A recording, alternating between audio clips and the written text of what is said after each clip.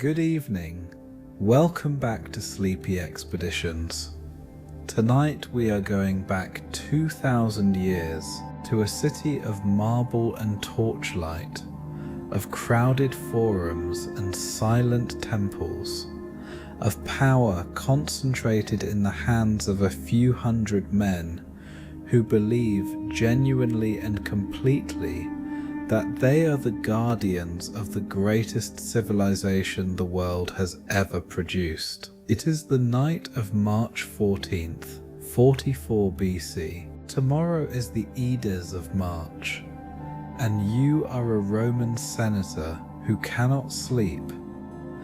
Find a comfortable position. Let your body settle into wherever you are resting. Take one slow breath and let it go. The city of Rome is waiting for you. Your villa sits on the Aventine Hill, one of the 7 hills of Rome, on a quiet street where the houses of senators and wealthy merchants stand behind high walls that muffle the noise of the city below.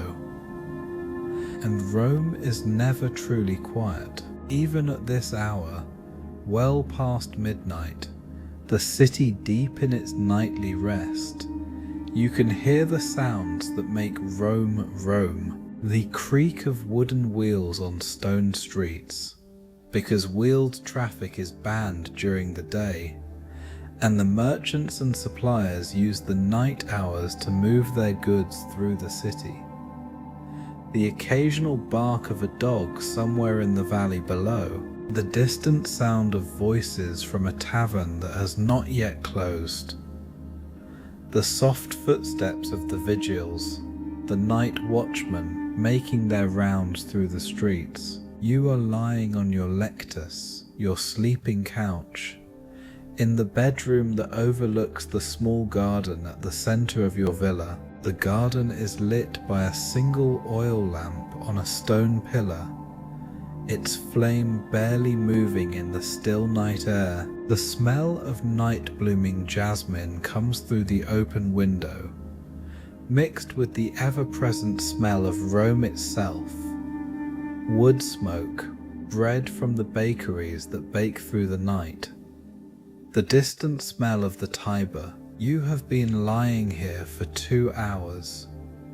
You have not slept. Your wife is asleep beside you, her breathing slow and even, undisturbed by the thoughts that are moving through your mind like water through a mill race, fast and circular and going nowhere. Tomorrow.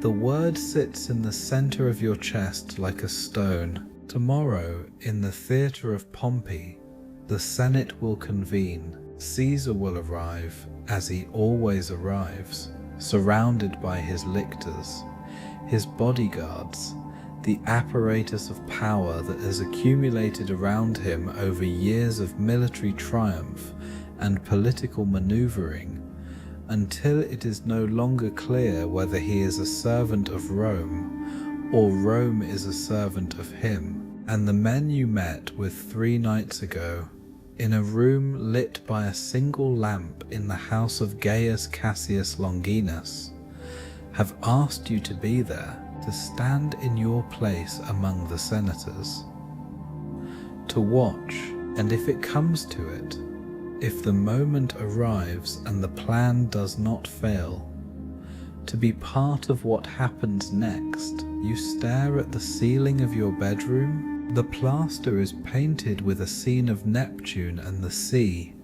commissioned by the previous owner of this villa, a man whose name you never knew, who lived here and slept here and looked at this ceiling and then was gone, leaving only the painting behind. You think about that for some reason, about all the people who have slept in this room before you, about all the people who will sleep here after you are gone, about what tomorrow will mean for all of them. You have known about the conspiracy for 11 days. Cassius came to you himself. He is a careful man, methodical, not given to impulse, which is why, when he arrived at your door on a Tuesday evening with the look of a man carrying something heavy, you knew immediately that whatever he had come to say was serious. He waited until your slaves had left the room, until the house was quiet around you, until there was no possibility of being overheard. Then he told you Caesar must die.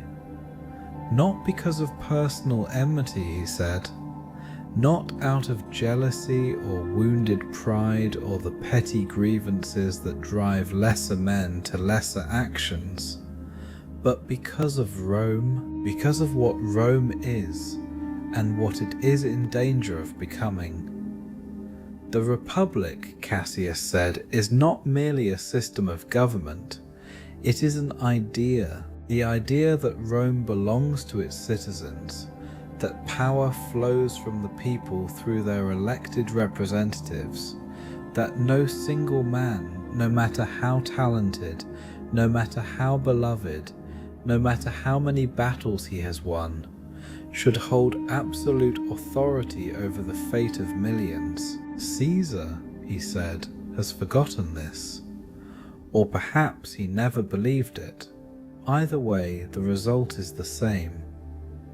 The Senate has become a theatre, the elections have become a performance, the consulships and praetorships and governorships that the Republic distributes through its careful constitutional mechanisms are now distributed by Caesar to Caesar's men in Caesar's interest. And last month, at the festival of Lupercalia, Mark Antony offered Caesar a crown.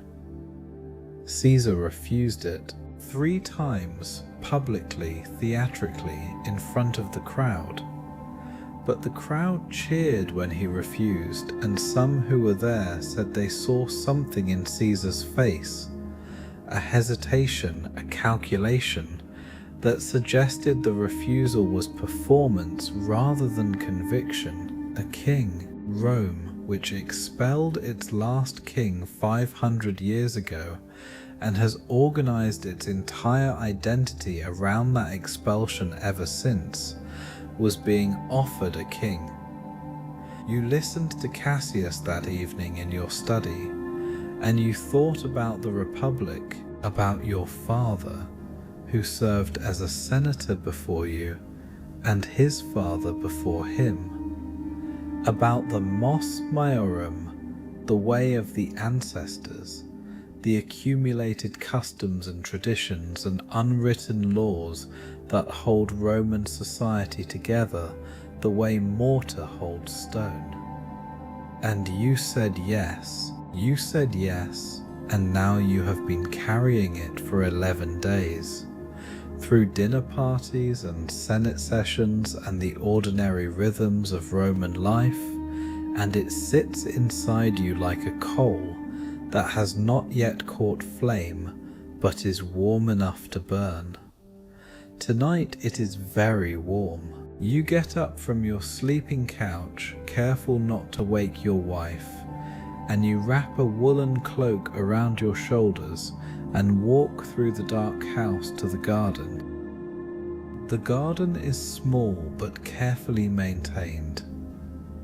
A rectangle of cultivated earth surrounded by a colonnade, with a small fountain at its centre that does not run at night, rose bushes trained along the colonnade walls, a fig tree in one corner, its branches casting shadows in the lamplight. You sit on the stone bench beside the fountain and listen to Rome, this city, this impossible, magnificent, infuriating city that contains within its 7 hills more human life than any place on earth. 1 million people, perhaps. No one knows the exact number.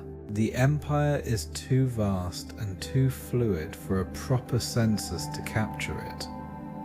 Living in a space that was designed for a fraction of that number, crammed into insulae that rise 5 and 6 stories above the narrow streets, separated from catastrophic fire by the width of an alley and the vigilance of the watchman. Rome was not planned. It grew. Over 7 centuries of continuous habitation, it accumulated. Streets following the paths of ancient cattle tracks, neighborhoods forming around the houses of powerful families, temples built on the sites of older temples, markets expanding into spaces that were once open ground. The result is a city that has no logic from above, but makes complete sense from within. A city that you can walk through blindfolded if you have lived here long enough, following the smells and sounds and the slight changes in gradient that tell you where you are. You have lived here your entire life. You were born in a room 3 streets from this garden. You played in these streets as a boy, learned your letters in a school near the Forum, watched your first gladiatorial games in a temporary wooden arena that was dismantled the following week. You courted your wife in the gardens of her father's house on the Palatine Hill. You buried your first son, dead of fever at age 3, in a cemetery outside the city walls, as the law requires, because the dead must not live among the living. Rome is inside you the way your own blood is inside you. You do not think about it most of the time. It is simply there, the medium through which you move, the context of every thought you have ever had. And tomorrow, something is going to happen in this city that will change it in ways that cannot yet be predicted. You are not sure, sitting in your garden at this hour, that you know what those ways will be. Cassius is sure. Brutus, quiet, thoughtful, principled Brutus, who took the longest to be convinced and whose eventual agreement lent the whole enterprise a moral weight it would not otherwise have had. Brutus is sure. They believe that removing Caesar will restore the Republic, that the Senate will reassert itself, that the old mechanisms will resume functioning as they were designed to function. You are less certain. Rome has changed. The old Republic, the Republic of your grandfather's time, existed in a simpler world. A world where Rome was one power among several, where the legions were citizen armies that disbanded after each campaign and went home to their farms, where the generals were magistrates who surrendered their commands at the city gates and became civilians again. That world is gone. The legions are professional now, career soldiers who owe their loyalty not to Rome in the abstract, but to the general who pays them and leads them and promises them land when their service is done. The provinces are vast and wealthy beyond anything the founders of the Republic could have imagined. The men who govern those provinces command resources that dwarf the annual revenues of the state. Power in this world does not automatically return to the Senate when a single man is removed from the equation. Power goes to whoever is strong enough to hold it. You sit in your garden and turn this thought over in your mind, examining it from different angles, and the night air is cool against your face, and somewhere in the valley below a cartwheel strikes a stone, and the sound echoes up the hill and fades, and Rome breathes around you in its enormous, complicated, ancient sleep. You have known Julius Caesar for most of your adult life. This is the thing that Cassius does not fully understand, you think. When Cassius speaks of Caesar, he speaks of a symbol of tyranny, of the Republic's enemy, of the man who must be removed for Rome to survive. The abstraction comes easily to Cassius, who has always been more comfortable with ideas than with people. But you knew Caesar before he was a symbol. You were young men together, moving through the same social circles, attending the same dinners, arguing the same political questions in the same senatorial antechambers. Caesar was always remarkable. That much was obvious even then. There was something in him that drew attention without effort, a quality of presence that made rooms feel different when he entered them. Not merely the height or the bearing, though he had both. Something harder to name, an intensity of focus that made whoever he was speaking to feel, for the duration of the conversation, that they were the most interesting person in Rome. He was charming. He is still charming, even now, even after everything. When you sit across from him in the Senate chamber and watch him conduct the business of government with the easy authority of a man who has forgotten what it feels like to be contradicted, you can still see it, the intelligence, the wit, the genuine delight he takes in a well-constructed argument, even one made against his own position. You remember a dinner, perhaps 20 years ago, at the house of a mutual friend. Caesar had just returned from his quaestorship in Spain, his first significant posting, and he was full of observations about the provinces, about the vast territories that Rome governed, and what governing them actually required. He talked for 2 hours about roads, the quality of them, the strategic importance of them, the way that good roads made the difference between a province that paid its taxes and one that didn't. 2 hours about roads, and everyone at the table was riveted, because Caesar could make anything interesting when he chose to. Afterward, walking home through the streets of Rome, you told your wife that Caesar would either be the greatest man Rome had ever produced, or the most dangerous. Possibly both. You were right on both counts. The campaigns in Gaul were extraordinary by any measure.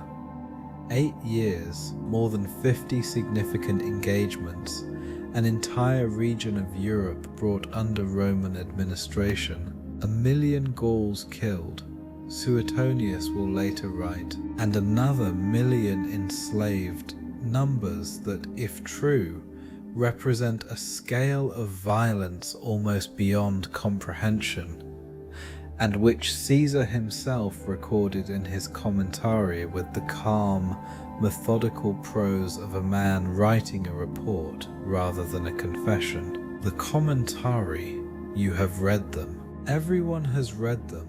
They are, among other things, a masterpiece of political self-presentation. Caesar in his own words, Caesar as Caesar chose to be understood, the victories vivid and the difficulties minimized, and the underlying message consistent throughout. This man is indispensable. This man is winning for Rome what Rome could not win without him. This man is not merely a general. He is the living embodiment of Roman excellence. It worked. The people of Rome adored him, still adore him in many cases. The crowds that line the streets when he passes, the names given to children born in the year of his triumphs, the genuine grief that will fill this city tomorrow when the news spreads from the Theatre of Pompey through the forums and the markets and the narrow streets of the insulae to every corner of Rome. That grief will be real. You think about this as you sit in your garden, about the people who will weep tomorrow for a man they never met, who will light lamps in the windows of their apartments and gather in the streets and feel, in a way that is not at all abstract, that something has been taken from them. Were they wrong to love him? Was the love misplaced, directed at a man who was beneath the charm and the victories and the magnificent prose, fundamentally an enemy of the thing that made Rome Rome? Or is it more complicated than that? Is it possible to be simultaneously the greatest servant Rome has ever had and its greatest threat? You do not know. You have not known for 11 days. You sit in your garden and you do not know, and the night passes slowly around you, and tomorrow is coming whether you are ready or not. 3 nights ago in Cassius's house, there were 23 of them. 23 senators gathered in a lamplit room, speaking in low voices about what must be done, and how and when. Men you have known for years, men whose reputations you can read like a text. Their ambitions, their grievances, their genuine convictions, the complicated mixture of principle and self-interest that drives all political action, in Rome as everywhere. Brutus was there, Marcus Junius Brutus, descendant, or so the family legend claims, of the Brutus who expelled the last king of Rome 5 centuries ago and established the republic that Caesar is now, in the view of the men in that room, in the process of destroying. The name carries weight. In Rome, names always carry weight. The accumulated reputation of ancestors presses down on the present like the weight of history itself, shaping expectations and obligations and the stories people tell about who you are and what you owe. Brutus has spent his entire life trying to be worthy of his name. He is a serious man, quiet in the way that serious men are often quiet, not from lack of thought but from the opposite, from having too many thoughts and being careful about which ones he allows out. He is known for his philosophical interests, his library, his correspondence with Cicero, who regards him as one of the finest minds of the generation. He was also, until recently, one of Caesar's closest supporters. This is the remarkable thing about Brutus's presence in that room. He fought against Caesar in the civil war on the side of Pompey, and when Pompey lost and Caesar won, Caesar pardoned him. Not just pardoned, actively sought him out, restored his standing, appointed him to a governorship, showed him every mark of personal regard. Caesar, who was not a man who forgot either a friend or an enemy, chose to treat Brutus as a friend.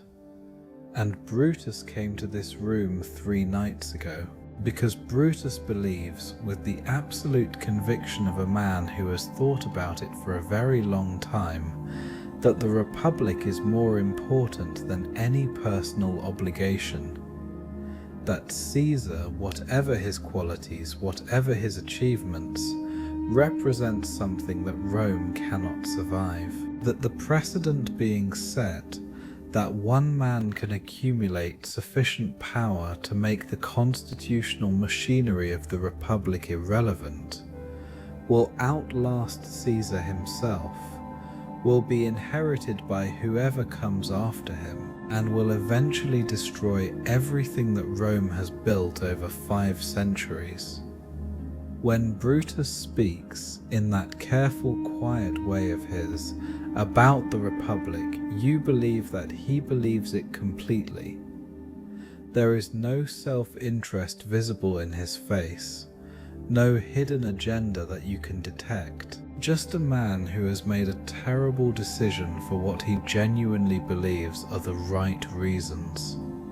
This, you think, is the most dangerous kind of man, not the ambitious or the corrupt or the vengeful, those you can understand, predict, account for, but the man who acts from pure conviction, who has subordinated every personal consideration to an idea. That man is capable of anything. After the meeting, walking home through the dark streets of Rome, you found yourself thinking not about Caesar, but about what comes after. About the morning of March 16th, when Rome wakes to find that the most powerful man in the world has been killed in the Theatre of Pompey by 23 senators with daggers beneath their togas. What happens then? Cassius believes the Republic reasserts itself, that the Senate, freed from Caesar's dominance, resumes its proper function, that the consulships and elections and the careful distribution of power that the Republic was designed to ensure return to their natural operation. Brutus believes something similar, though more nuanced. He believes there will be a period of difficulty, of uncertainty, but that the fundamental resilience of republican institutions will carry Rome through to something better. You are less sure. Mark Antony will still be alive. Antony, who is Caesar's closest ally, who commands loyalty among Caesar's veterans, who is consul this year and therefore one of the most powerful men in Rome. What will Antony do? Lepidus has a legion camped outside the city walls. What will Lepidus do? And somewhere in the provinces there are other men with other legions, men whose loyalty to Caesar is also loyalty to Caesar's cause. Men who will hear the news from Rome and make their own calculations about what it means and what they should do next. The Republic is an idea, but ideas require force to survive in a world that has discovered how much force can accomplish. You sit in your garden in the small hours of March 15th, and you wonder if the men in that room 3 nights ago have thought carefully enough about all of this. You suspect they have not. The Senate of Rome meets in various locations, depending on the business of the day and the availability of the appropriate venue. Normally, it meets in the Curia, the Senate House in the Forum, rebuilt by Sulla, a dignified building of pale travertine limestone that has witnessed 5 centuries of Roman history. But the Curia is being renovated, and so tomorrow's session has been called at the Theatre of Pompey, in a large meeting hall attached to the complex, a room decorated with a statue of Pompey himself that will look down on what happens tomorrow. The Theatre of Pompey is outside the formal boundary of the city, the Pomerium, the sacred line that separates Rome from the world beyond it. Inside the Pomerium, weapons are not permitted. The consuls leave their military authority at the gates. The laws of the city apply. Outside the Pomerium, in the theatre complex, the rules are different. This is why the meeting was called there.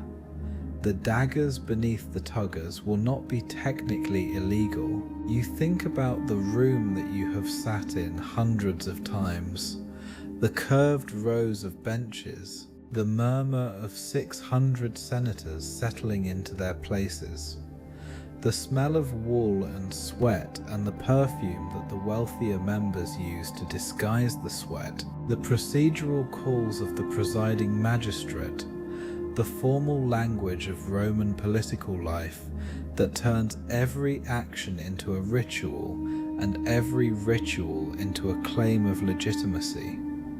Tomorrow that room will be the site of something that has no ritual, no formula, no precedent in 5 centuries of Roman political life. You think about what it will look like, about the moment when the first blade appears, and what Caesar's face will do, and whether he will fight or flee, or simply accept it with the dignity that has always been his most remarkable quality. You think about what your face will do. You have decided not to carry a dagger. This decision, made 3 days ago and not mentioned to Cassius or anyone else, is the one piece of honesty you have allowed yourself in this whole affair. You agreed to be present. You agreed to stand in your place among the senators. You agreed to be part of what history will call the Liberatores, if Cassius and Brutus are right about how history will remember them. But you will not carry a blade.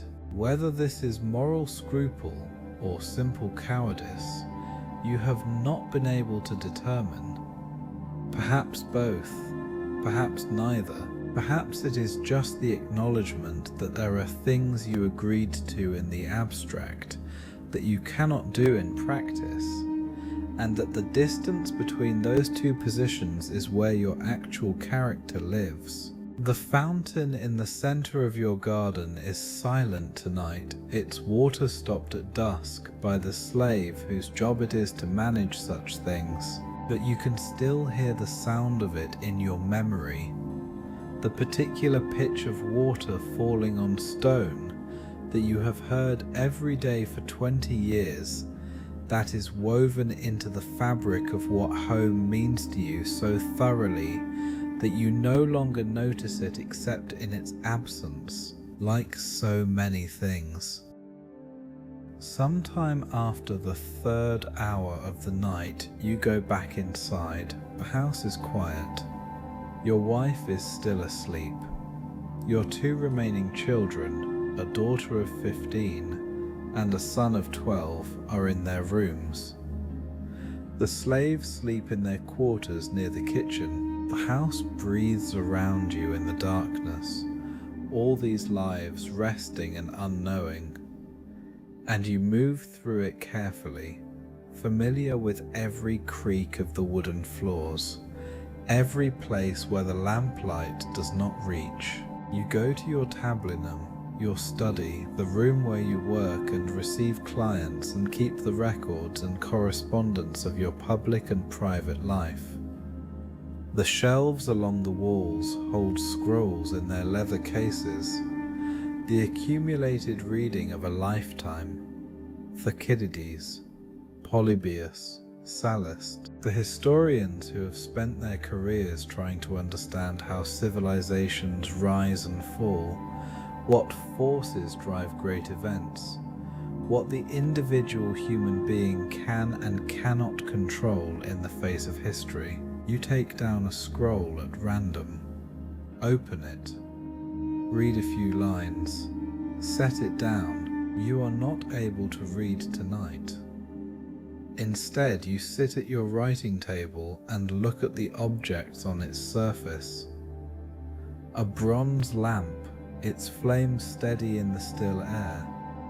A writing tablet, its wax surface blank. A small terracotta figure of the Lares, the household gods, that your wife placed there when you moved into this house 20 years ago, and that has sat in the same spot ever since, presiding over the work that gets done at this table, with the patient indifference of objects that outlast the concerns of the people who own them.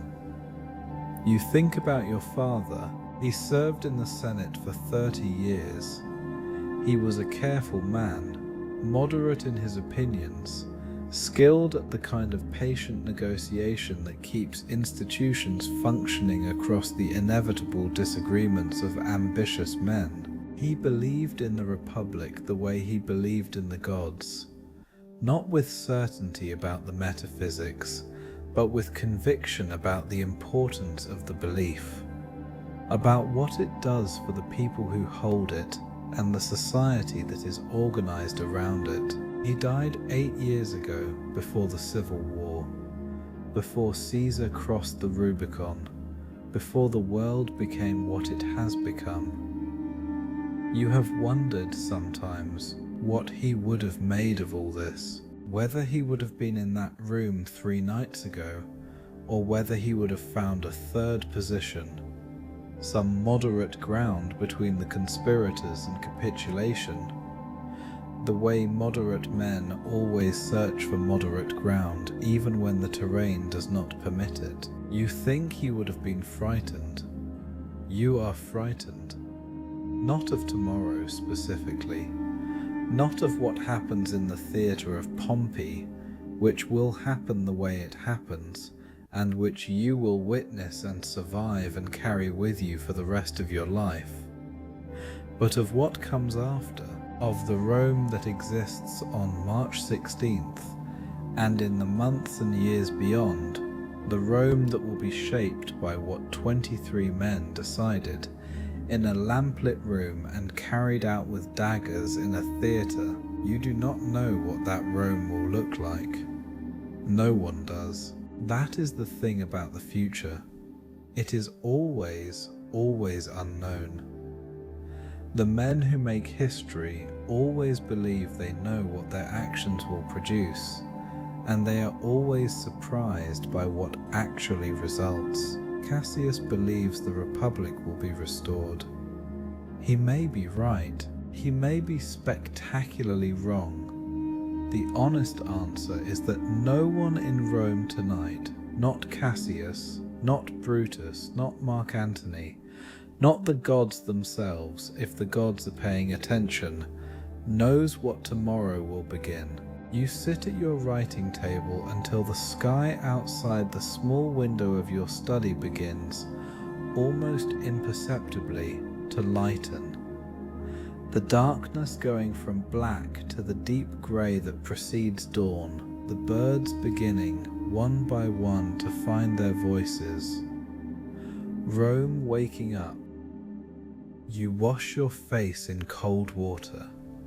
You dress carefully, methodically, in the clothes laid out by your body slave, the toga with the broad purple stripe that marks your senatorial rank, the shoes, the ring, the ordinary equipment of a Roman senator going to an ordinary session of the Senate on an ordinary morning in March, except that it is not ordinary.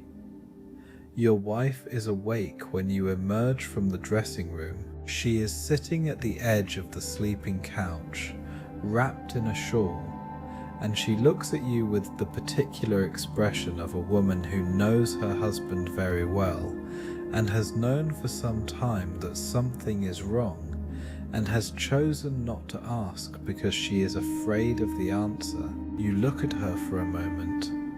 You think about telling her, about sitting down beside her and saying, "I need you to know what today is, and why, and what I believe about it, and how afraid I am that I have agreed to something that cannot be undone." Instead, you kiss her forehead. You tell her you will be home for dinner.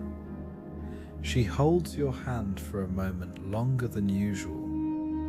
Then you go. The streets of Rome in the early morning have a quality that no other hour of the day can match. The night traffic has finished. The day traffic has not yet begun. The streets are quieter than they will be in 2 hours, when the city erupts into the full chaos of its daily life. A few figures move through the early light, slaves on errands, bakers finishing the last of the night's bread, the vigiles ending their watch. The air smells of morning, of cool stone and bread and the river and the faint scent of pine from the hills outside the city that you can sometimes catch on a still day when the wind is right. You walk through it slowly. You have time. The session does not begin until the 4th hour. You are early as you are always early, because your father taught you that punctuality is the first discipline of a serious man. You walk past the Forum, past the temples to Saturn and Concord and the Divine Twins, past the rostra where the great orators of the Republic have stood and spoken and shaped the course of events with words alone, past the Curia where the Senate normally meets, and which is silent this morning, its doors closed, its stones pale in the early light. 5 centuries of history in these stones. 5 centuries of argument and negotiation and compromise and occasional catastrophe, all of it somehow producing a civilization that has managed, against every expectation, to govern itself imperfectly, messily, with constant conflict and constant renegotiation, but to govern itself, to remain a republic rather than collapsing into the monarchy that most of the world's great powers eventually become. Until now, or perhaps, and this is the thought you have been unable to escape for 11 days, perhaps tomorrow is not the end of the republic but its last defense. Perhaps Cassius is right. Perhaps removing Caesar is exactly what Rome needs to find its way back to what it should be. You do not know. You will never know. Not with certainty. Not the way you know your own name, or the face of your wife, or the weight of your toga on your shoulders. You only know what you decided, and that you will live with it. The Theatre of Pompey is ahead of you now, its stone facade pale in the morning light. The statue of Pompey visible above the entrance, looking out over the city that he tried to save from Caesar, and failed. You stop for a moment in the street. You breathe, then you go inside. You will not describe what happens in the theatre. Not tonight. Tonight is for the before, for the garden in the middle of the night and the silent streets of early morning, and the weight of a decision that cannot be undone, for the Rome that exists in these last hours before everything changes, the marble and the torchlight and the smell of bread and the sound of the Tiber and the accumulated presence of 5 centuries of history pressing down on a single day. What happens in the theatre will be known soon enough. The news will spread through Rome with the speed that important news always travels, faster than it should be possible, as if the city itself has a nervous system that carries shocks from one end to the other in minutes. By midday, everyone in Rome will know. By evening, the first reactions will have hardened into the beginning of something. Grief or outrage or relief or fear, in different proportions in different hearts, and no one will yet know what it means or what comes next. Mark Antony will speak at Caesar's funeral. This you do not know yet, standing in the street outside the Theatre of Pompey. You do not know about the speech, or what it will do to the crowd, or what the crowd will do to the city. You do not know about Octavian, Caesar's great nephew and adopted heir, who is 17 years old and studying military matters in Apollonia across the Adriatic, and who will receive the news of his uncle's death and make a decision that will take another 13 years to fully resolve, but that will eventually produce something that neither Cassius nor Brutus anticipated. Not the restored republic, something else entirely. Rome will survive. It always survives. In 2,000 years, the city that you are walking through this morning will still be there, the hills still in the same places, the Tiber still running to the sea, people still living and working and arguing in the streets, still building and destroying and building again on the ruins of what came before. The Republic will not survive. The thing that Brutus believed he was saving will be gone within 20 years, replaced by exactly the kind of one-man rule that the conspiracy was designed to prevent, only now legitimized by precedent and stabilized by the genius of a 17-year-old boy who has not yet heard the news. History is like that. Full of men who did the right thing for the right reasons and produced the opposite of what they intended. Full of decisions that seemed necessary and turned out to be catastrophic, or seemed catastrophic and turned out to be necessary, and often both at the same time depending on who is doing the accounting and when. You do not know any of this yet. You only know the morning, the light on the stones, the smell of Rome waking up, the weight of what you have agreed to, and the uncertainty of what it means. You go inside. The night is over. Somewhere behind the Aventine Hill, the sun has cleared the horizon, and the sky above Rome is the particular pale blue of an early spring morning, clear and cold, and full of the kind of light that makes everything look sharper than usual, more defined, as if the world has been outlined in something precise. The birds are in full voice now. Sparrows in the eaves of the temple across the street. A dove somewhere in the garden of the house behind you. Rome is awake. In a few hours, everything will be different. The city that exists right now, in this exact moment, in the morning light of March 15th, 44 BC, will be gone. Not the stones, not the hills, not the Tiber, but the Rome of this moment, the Rome that is still organized around a living Caesar, around the question of what he is and what he intends and what the Senate will do about it. That Rome ends today. What comes after is not yet written. It never is. That is the thing that all the historians and the philosophers and the men who believe they understand the mechanisms of power always forget.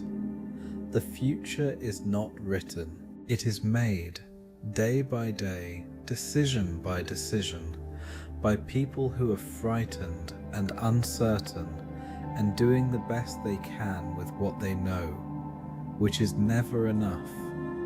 Like you, like all of us, let that thought rest with you now, in whatever morning or evening or middle of the night you find yourself in, wherever you are resting.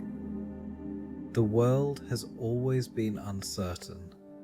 The future has always been unknown, and people have always found a way to live inside that uncertainty, to love their children and tend their gardens and walk through cities in the early morning light and feel, despite everything, the particular beauty of being alive in a world that does not guarantee anything. The birds are singing in Rome.